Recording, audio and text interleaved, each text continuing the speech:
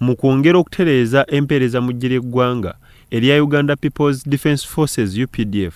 Minisita omubeezi ow'ebyokwerinda n'ensonga z'abaazirwanako Honorable Jacob Oboth alonze olukiiko olufuzi olw'ekitongole kya gavumenti ekya National Enterprise Corporation NEC.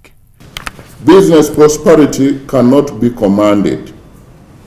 People, teamwork, leadership, enterprise experience and skills are what really produce prosperity.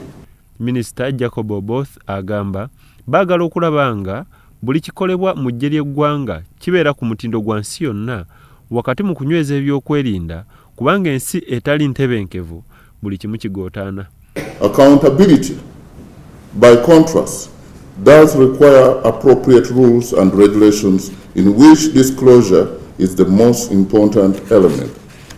However, I'm conscious of some issues of concern in regard to state-owned enterprises.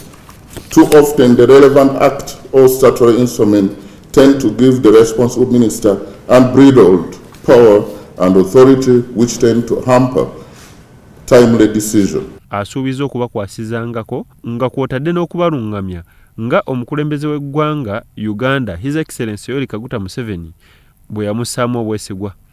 We have the greatest support from President Museveni as the Commander-in-Chief. NEC is now a household name in Uganda, not just in the defense industries, but in the several other construction, engineering, agro, everything we are influencing. We are giving effect to Article 209. Wabula ye akulira ekitongole kya gavumenti ekya NEC, Lieutenant General James Mugira, agamba nti bakukola ekisaanidde UPDF kyebasuubiramu nga bagoberera amateeka. I'm glad that the board is now fully constituted and with members from different fields of expertise from which the corporation will no doubt benefit.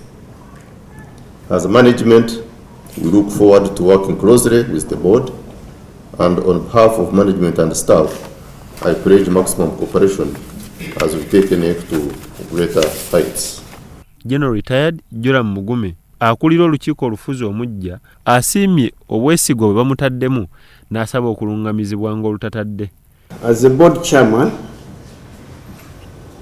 I promise to remain dedicated and impartial to each of the board members and management.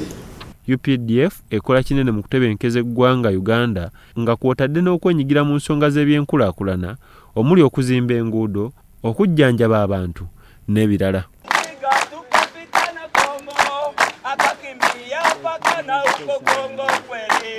Bya Ora Gabriel, Salty TV, Omunnyo.